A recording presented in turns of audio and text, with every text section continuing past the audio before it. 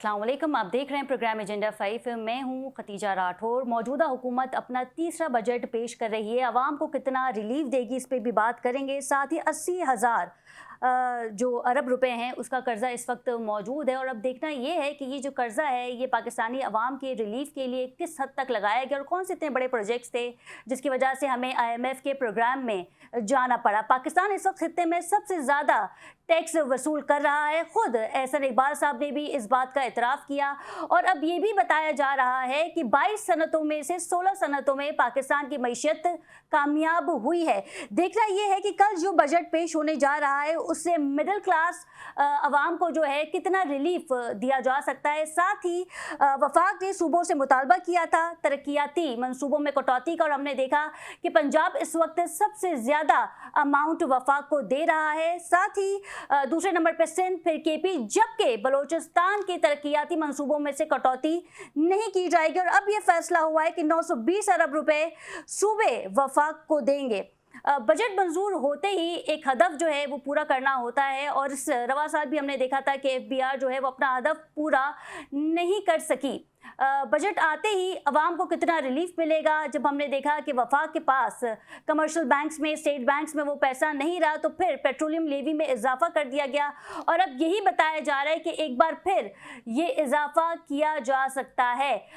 जो भी बजट पाकिस्तानी हुकूमत पेश करती है वो IMF से मशरूत होता है और सवाल ये होता है कि आखिर पाकिस्तान जो है वो IMF के प्रोग्राम से कब निकलेगा, जबकि तुर्किया भी माजी में IMF का हिस्सा रहा है और फिर हमने देखा कि किस तरीके से उन्होंने लोकल मार्केट्स से गेन करके खुद को IMF से निकाला है। देखना यह है कि कल जो है जब ये बजट पेश किया जाएगा तो यकीनी तौर पे अवाम को कितना रिलीफ दिया जा सकता है। कुछ ऐसी इतलात भी हैं क्योंकि मशरिक़ वस्ता में कशीदगी इस वक्त जारी है और हम देखेंगे कि एक बार फिर पेट्रोल की कीमतों में इजाफा किया जा सकता है। इसमें मजीद बात करेंगे। अहमद चनोय हमारे साथ मौजूद हैं, डायरेक्टर हैं स्टॉक एक्सचेंज के। अली सलमान हमारे साथ मौजूद हैं, एक्सपर्ट हैं इकोनॉमिस्ट के, और डॉक्टर फारूक अफजल साहब भी हमारे साथ मौजूद है। अब तीनों को प्रोग्राम में वेलकम करते हैं। सबसे पहले रुक कर लेते हैं अली सलमान का।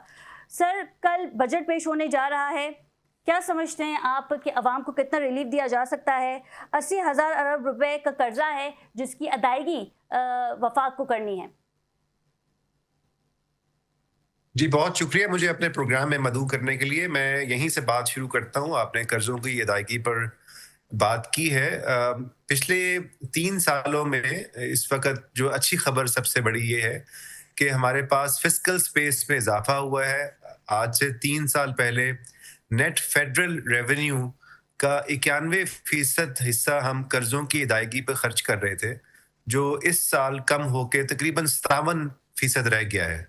इसका मतलब ये है कि वफाकी हुकूमत अगर चाहे तो वो इस फिस्कल स्पेस को सोशल स्पेंडिंग के लिए इस्तेमाल कर सकती है, अवाम के मफाद के मंसूबों के लिए इस्तेमाल कर सकती है, या दूसरी तरफ जो जो टैक्सों का बर्डन बहुत ज़्यादा हो गया है उसको किसी हद तक कम करने के लिए इस्तेमाल कर सकती है। जहाँ तक कॉर्पोरेट टैक्स के ऊपर जो सुपर टैक्स लगाया है उसको कम करने के लिए इस्तेमाल कर सकती है। इसके अलावा जो सैलरीड क्लास के ऊपर भी टैक्सेस का चूंकि बर्डन बढ़ गया है पिछले 1 साल के अंदर, जी, उसको भी एडजस्ट थोड़ा सा किया जा सकता है।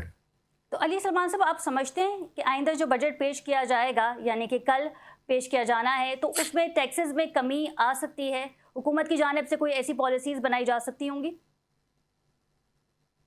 देखिए, इसका जो हतमी ज़ाहिर है हम तबसरा तभी कर सकते हैं जब कल वज़ीर ख़ज़ाना बजट पेश कर चुके होंगे।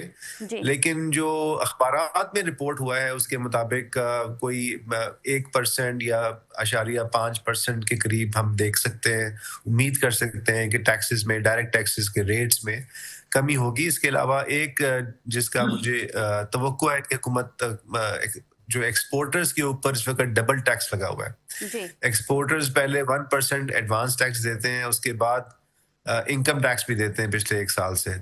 तो उसमें से हुकूमत उम्मीद है कि एडवांस टैक्स का सिलसिला ख़त्म करेगी ताकि अगर उनको नॉर्मल टैक्स रिजीम में आना है तो वो आ जाए, बजाय कि आप उनको डबल किस्म के टैक्सेस दें। तो उम्मीद की जा सकती है कि इस हवाले से टैक्सेस में किसी हद तक रिलीफ आएगा। बिल्कुल ठीक है। डॉक्टर फारूक, माजी में जितने भी बजट पेश किए गए हैं उसमें पाकिस्तान, अगर खित्ते की बात की जाए तो सबसे कम बजट सेहत के एतबार से पाकिस्तान में लगाया जाता है। 113 अरब रुपए मुख्तस किए गए थे, जो कि आबादी के लिहाज से बहुत कम है।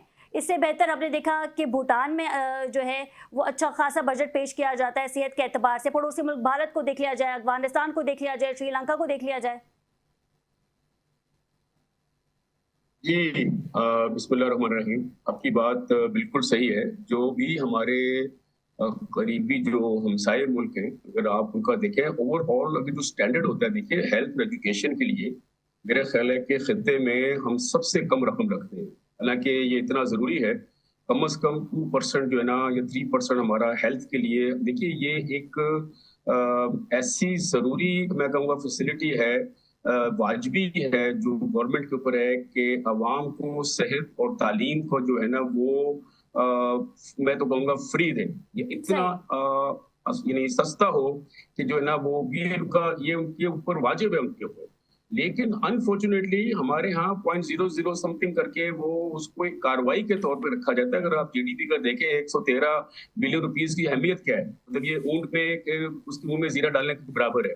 लेकिन अनफॉर्चुनेटली इसके ऊपर कोई तवज्जो नहीं दी जा रही। जब तक हम अपने यंग जनरेशन को हम तालीम याफ्ता नहीं करेंगे, तालीम नहीं देंगे, पाकिस्तान में देखिए जो लिटरेसी रेट है वो ऑलरेडी कम है, और हम ये कहते हैं जो लिख पढ़ ले, अपना नाम ले ले, वो लिटरेसी में आ जाता है। ऐसा नहीं है। हमारे यहाँ स्किल्ड लेबर की जरूरत है, स्किल एजुकेशन की जरूरत है। उसके लिए गवर्नमेंट के जो प्राइवेट स्कूल्स को हटा के गवर्नमेंट के स्कूल इतने अच्छे होने चाहिए, फ्री एजुकेशन होनी चाहिए, कम से कम 12वीं तक। और श्रीलंका जो है डॉक्टर साहब, वो इस एतबार से खासा आगे है। लिटरेसी रेट अगर देखा जाए श्रीलंका का, तो पाकिस्तान से बहुत बेहतर है। ये 98% है, और वो 98% ये नहीं कि नाम लिख पढ़ सकते हैं, मतलब प्रॉपर वो है। मैं आपको फिलीपीन का बताता हूँ, आई हैड बीन देयर।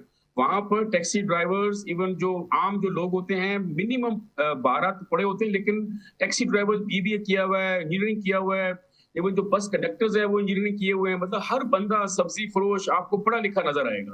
देखिए, किसी भी मुल्क की तरक्की के लिए जब तक हम अपने आप को तालीम से बराबर नहीं करेंगे, आप यकीन जाने हम तरक्की नहीं कर सकते। हमें बिल्कुल ये बिल्कुल हमारी अवाम इस वक्त, मैं ये समझूंगा कि तालीम के मुकाबले में बहुत कम है खिलते में। हमें इस पे अशद जरूरत है इसकी, और सेहत की। देखिए, दो ये मेजर चीजें हैं। अगर आप गरीब का देखें, बजट के हिसाब से आप जो बात कर रही हैं, आप बताइए कि जिसकी तनख्वाह 40-50 हजार रुपए है, वो क्या तालीम दिलवाएगा?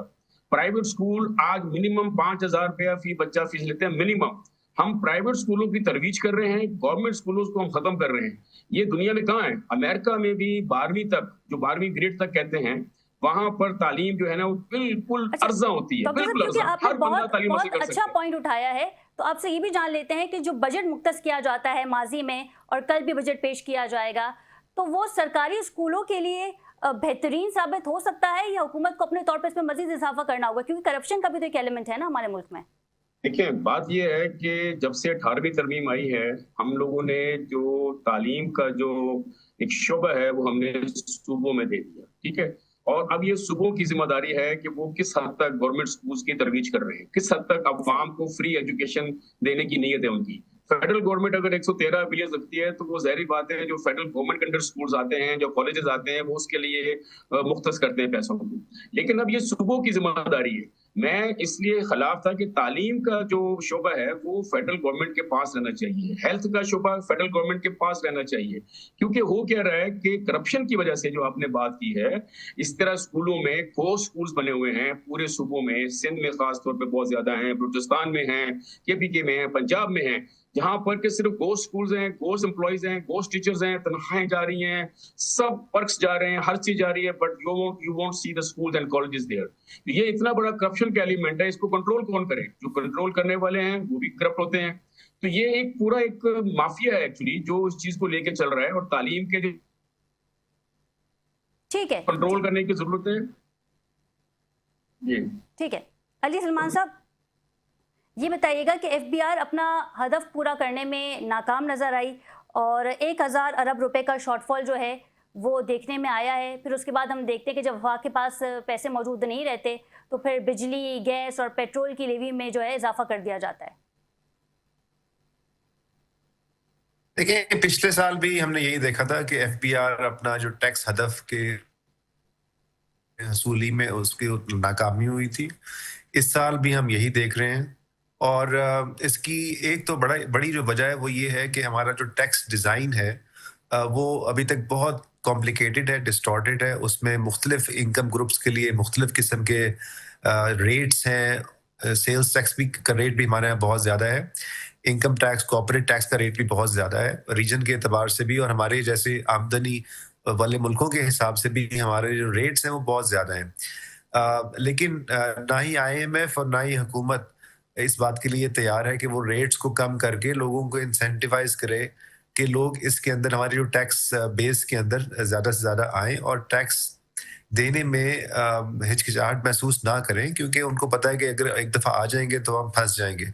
तो ये एक एतबार का रिश्ता एफबीआर अभी तक एस्टैब्लिश नहीं कर सका, जी। जिसकी वजह से फिर लोगों को एक इनडायरेक्ट तरीके से भी हमें टैक्स करना पड़ता है हुकूमत को, पेट्रोलियम लेवी के ज़रिए और दूसरे इंस्ट्रूमेंट्स के ज़रिए। उसकी वजह से एक तो इन्फ्लेशन में भी इज़ाफ़ा होता है, साथ ही साथ ये कि होता है कि उसके अंदर जो आपकी चूँकि डायरेक्ट टैक्स आपकी इनकम पे लग रहा होता है तो वो किसी हद तक प्रोग्रेसिव होता है। सही। सेल्स टैक्स का जो असर है वो ज़्यादा रिग्रेसिव होता है और वो उसका जो नेगेटिव इम्पैक्ट ज़्यादा कम आमदनी वाले घरों पर पड़ता है।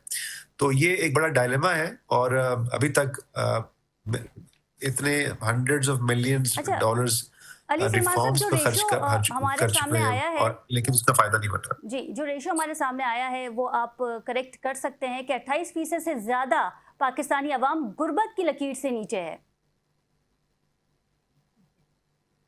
ये तो हुकूमत पाकिस्तान के आदाद-ओ-शुमार हैं कि तकरीबन 29% जो शरह गुर्बत की जो शरह है उससे नीचे चले गए हैं अनफॉर्चुनेटली। लेकिन जो इंडिपेंडेंट एस्टिमेट्स हैं, जैसे एसबीडीसी एक इदारा है, जी। उन्होंने तो जो गुर्बत की शरह बताई है उसके मुताबिक तो ये 44% है और ये यकीनन बहुत ही तशवीशनाक है, क्योंकि पिछले 25-30 सालों में हमारी ये जो गुर्बत की शरह है वो नीचे की तरफ जा रही थी, लोग बेहतरी की तरफ जा रहे थे। लेकिन 2018-19 के बाद फिर ये बदकिस्मती से ट्रेंड चेंज हुआ और जो हमारे जो गरीब लोगों की तादाद में भी इज़ाफ़ा हुआ। इसके अलावा जो मिडल क्लास है, उनकी जो पर कैपिटा इनकम है, औसत आमदनी है, अगर आप उसमें इन्फ्लेशन निकाल दें तो उसमें भी खातिर ख्वाह इज़ाफ़ा नहीं हुआ। आज से 10 साल पहले औसत आमदनी सालाना सही। वो तकरीबन 1,70,000 थी, जो कि अगर रियल कैलकुलेट करेंगे तो 2.25 लाख बनेगी आज के हिसाब से। तो नॉमिनली जो है वो 5 लाख रुपए से ज़्यादा है, लेकिन आप इन्फ्लेशन एडजस्ट करेंगे तो कम हो जाएगी, बहुत कम हो जाएगी। तो अक्रॉस द बोर्ड ये एक हमें चैलेंज है कि हमारी इनकम्स नहीं बढ़ रही हैं, क्योंकि हमारी ग्रोथ रेट, जो इकोनॉमी का ग्रोथ रेट है, वो कम है और उसमें इंक्लूसिवनेस नहीं ठीक है। है। उसमें जॉब क्रिएशन का एलिमेंट नहीं है। अभी आप देखेंगे लेबर फोर्स सर्वे भी आया था पिछले साल, उसमें भी हमने देखा है कि अनएम्प्लॉयमेंट बढ़ी है, बेरोजगारी में इजाफा हुआ है, जिसका मतलब ये है कि जो भी हम इकोनॉमिक ग्रोथ कर रहे हैं, 4% भी अगर कर रहे हैं, तो उसका फायदा जॉब क्रिएशन बिल्कुल। को नहीं हो रहा, बिल्कुल जिसकी ठीक वजह से है। ज्यादा अहमद चुनाई गुर्बत साहब ने पैसा हमें पड़ता है। ज्वाइन किया है, डायरेक्टर हैं एक स्टॉक एक्सचेंज के। बहुत शुक्रिया अहमद साहब आपके वक्त का। अहमद साहब, आपको मेरी आवाज आ रही है?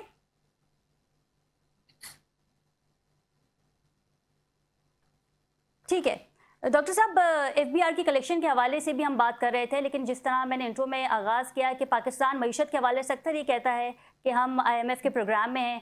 माजी में भी हमने सुना था कि हुक्मरान का ये कहना था कि हम आईएमएफ के प्रोग्राम से निकल जाएंगे। इस वक्त जो बजट पेश किया जाएगा वो भी आईएमएफ से अप्रूव्ड होगा, लेकिन तुर्किया भी तो आईएमएफ के प्रोग्राम में था और अब हमने देखा कि उसने किस तरीके से आईएमएफ के प्रोग्राम को ख़त्म किया। देखिए, एक बात ये समझें कि अभी जैसे इकोनॉमिक सर्वे में कहा गया है कि पाकिस्तान की जो मैशियत है वो इस्तेकाम की तरफ आई है। इस्तेकाम और तरक्की में बड़ा फर्क है। इस्तेकाम आ गया अगर तो तरक्की हुई कि नहीं हुई, क्या उसके समरात जो हैं अवाम तक पहुंचे कि नहीं पहुंचे। देखिए, हमें इस वक्त देखना ये है कि हम क्या एक्सपोर्ट अपनी बढ़ा पा रहे हैं। अगर मैं आपको बताऊं कि $34 बिलियन अगर तरसीलात ना आते, अगर ये फॉरेन रेमिटेंस ना आते, तो पाकिस्तान की क्या हालत होती बताइए मुझे। ठीक है, अब हमने जो लोन लिए, हमने अपनी एक्सपोर्ट नहीं बढ़ाई, हमने इंडस्ट्रियलाइजेशन पे तवज्जो नहीं दी।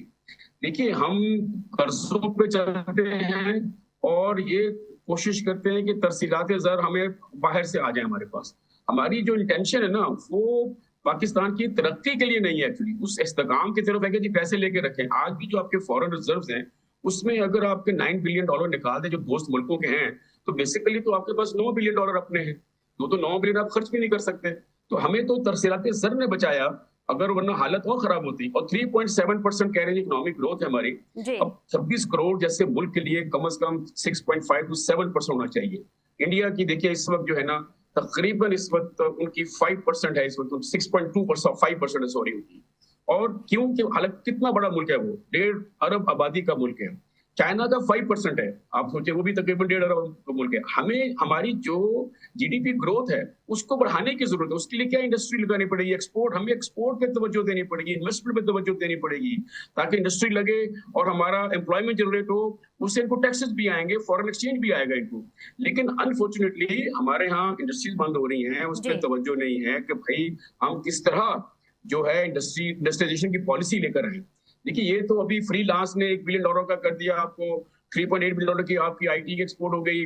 ये तो कैसे होगी जिनको सपोर्ट भी इतनी नहीं है। अगर उनको और मजीद सपोर्ट दी जाए तो हम बहुत आगे जा सकते हैं। वही आगे तालीम की बात आ जाती है कि हमारे यहाँ स्टार्टअप्स के लिए लोगों को पहले तालीम याफ्ता करना पड़ेगा, उनका माइंडसेट करना पड़ेगा, बच्चों को तालीम पे लाना पड़ेगा।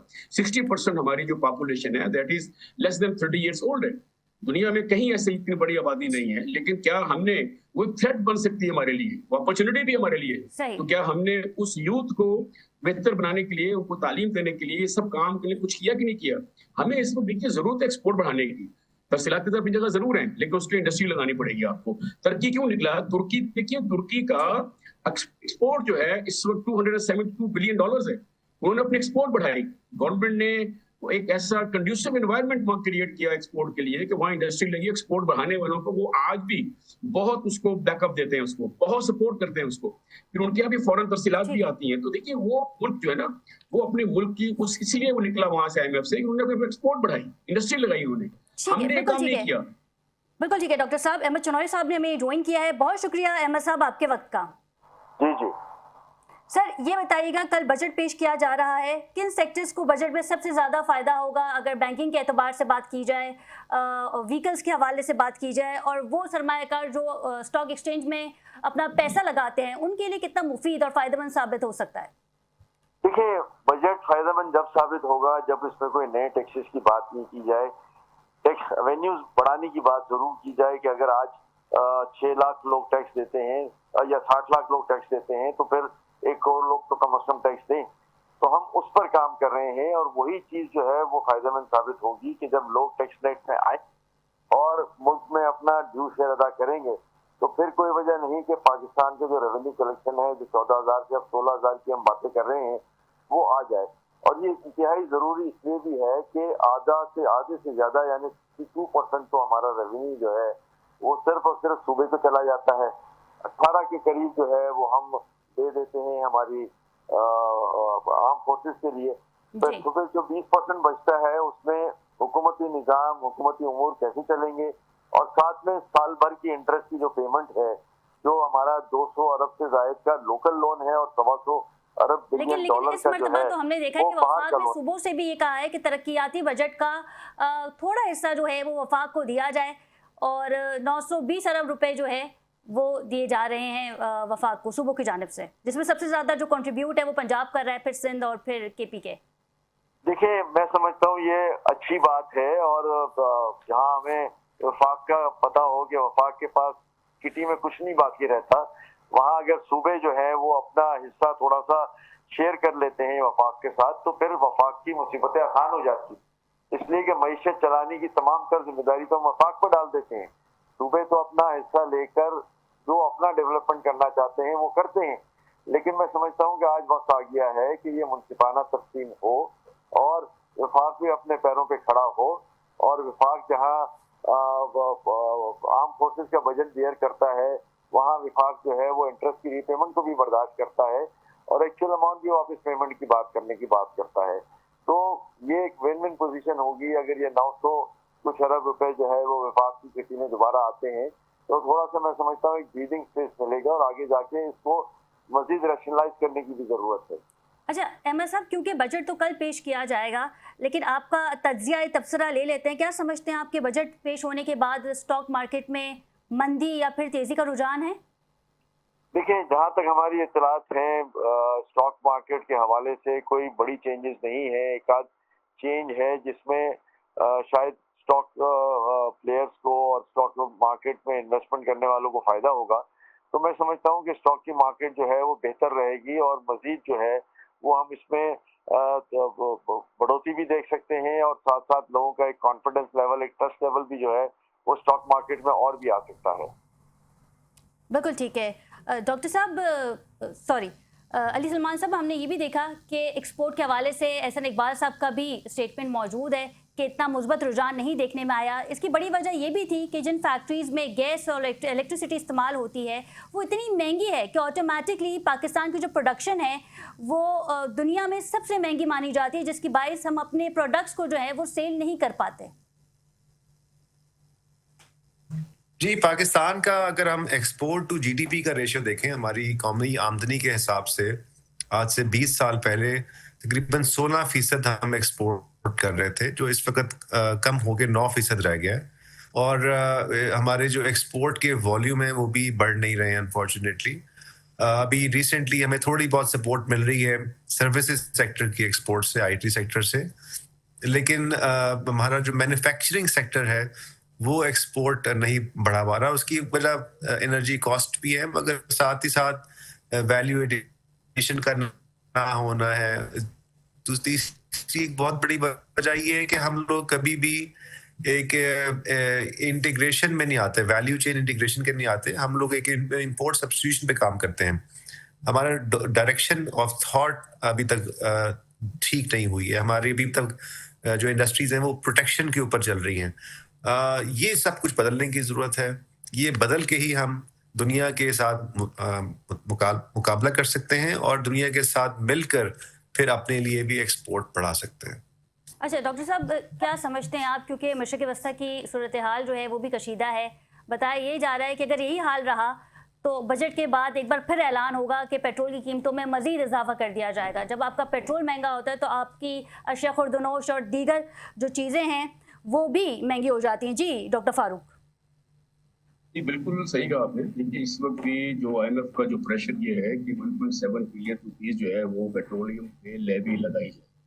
अब अगर अल्लाह ना करे, अगर ये मशरिक़ वस्ता की हालत अगर ठीक नहीं होती है और जंगी हालत में रहते हैं हम लोग, डेफिनेटली देखिए पेट्रोलियम की प्राइसेस बढ़ेंगी और पाकिस्तानी लोगों पर हो जाएगा। अभी तो हमने देखना ये है कि आफ्टर इफेक्ट्स क्या होंगे। 1.7 ट्रिलियन की लेवी जब लगेगी बजट में जो प्रपोज की गई है IMF की तरफ से, तो पेट्रोल की कीमत कहाँ जाती है? ठीक है, ये एक बहुत बड़ा एक हमारे लिए एक मसला होगा।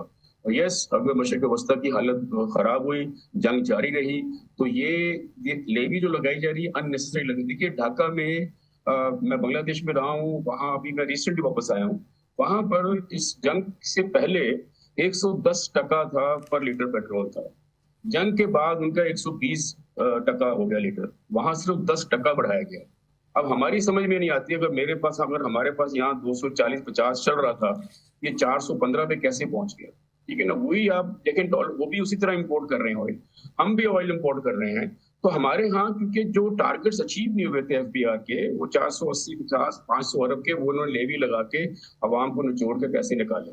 ये एक बड़ा आसान हल होता है। देखिए, IMF तो उसको पैसे चाहिए। अभी भी देखिए जो 15.82 क्या कहना चाहिए, जो खरब रुपए का जो है बजट हमारा, जो टैक्सेस का है वो सारा, उसमें 7.8 ट्रिलियन तो हमारा डेट सर्विस में चला जाएगा और 7.2 ट्रिलियन जो रुपीज है वो तो हमारे गवर्नमेंट के अखराजात हैं, जो तनख्वाह हैं, उनके पर्क्स हैं, ये सारा उसमें चला जाएगा। 2.7 ट्रिलियन जो है वो आपका बजट में चला जाएगा अपना डिफेंस में, बाकी बचा गया आवाम के लिए।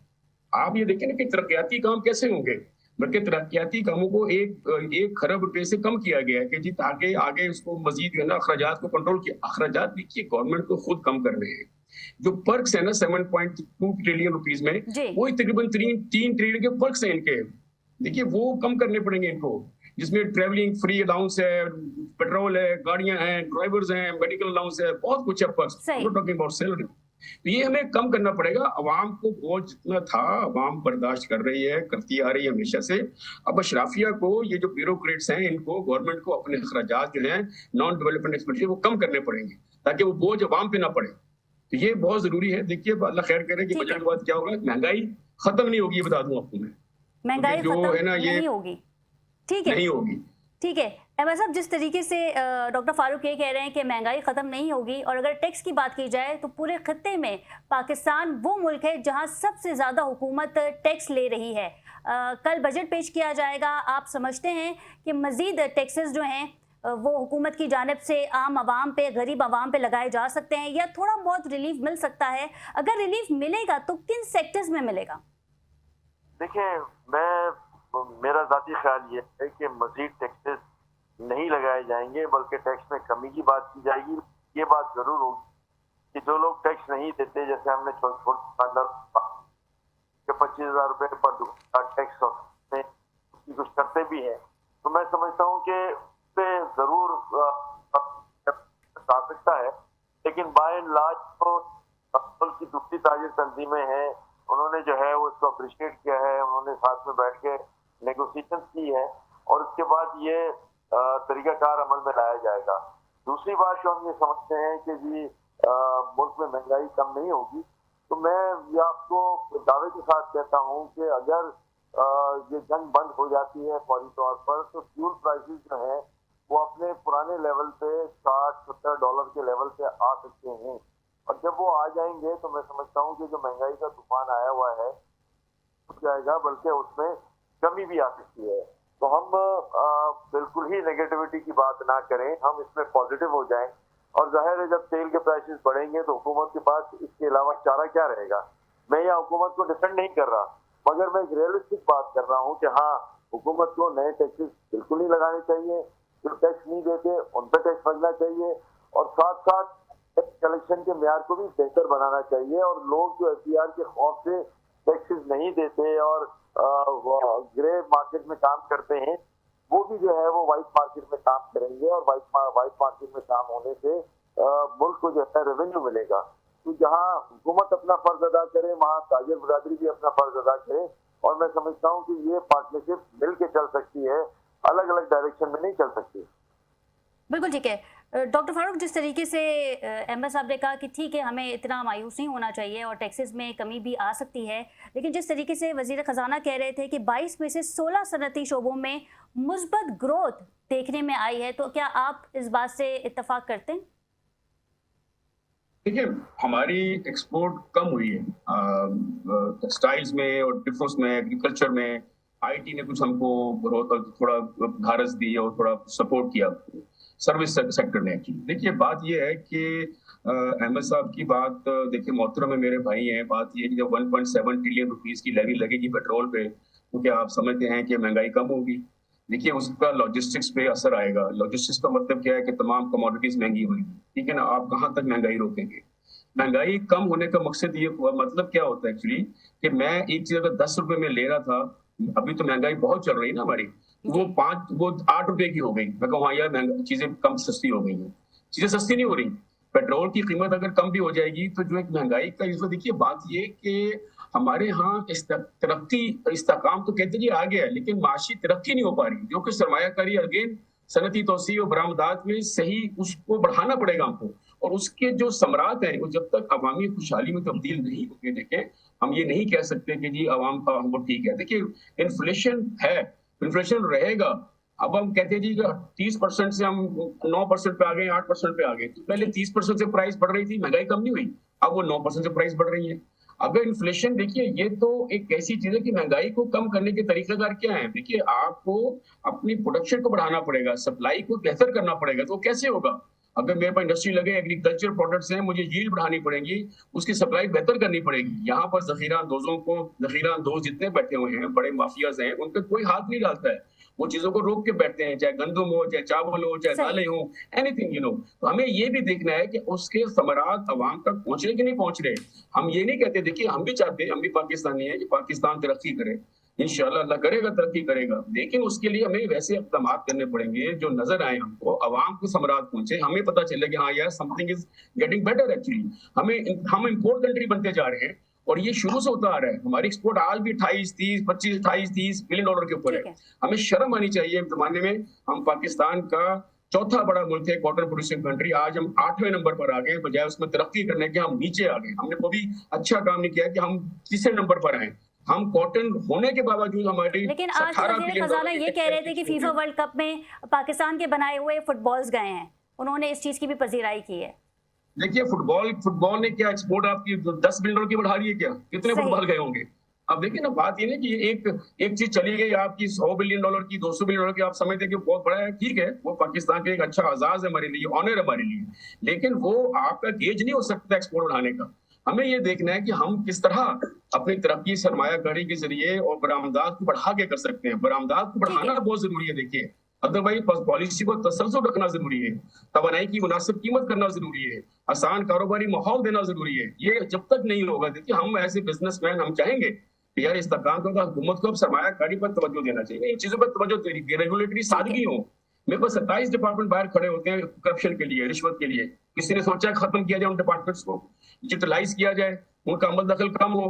सरमायादार जो है, कारोबार ताजिर हजरात कारोबार करे या उनको मुंह दे रिश्वत देने के, उनके करप्शन को संभाले। तो ये हमें ऐसा कंडीशन एनवायरनमेंट क्रिएट करना पड़ेगा। बिल्कुल ठीक है, बहुत शुक्रिया डॉक्टर फारूक आपके वक्त का। इनकी हमरात अली सलमान आपका भी बहुत शुक्रिया, अहमद शुनॉय आपका भी बहुत शुक्रिया। प्रोग्राम में मजीद भी बात करेंगे, लेकिन यहाँ वक्त हुआ एक शॉर्ट कमर्शियल ब्रेक का। Stay with us.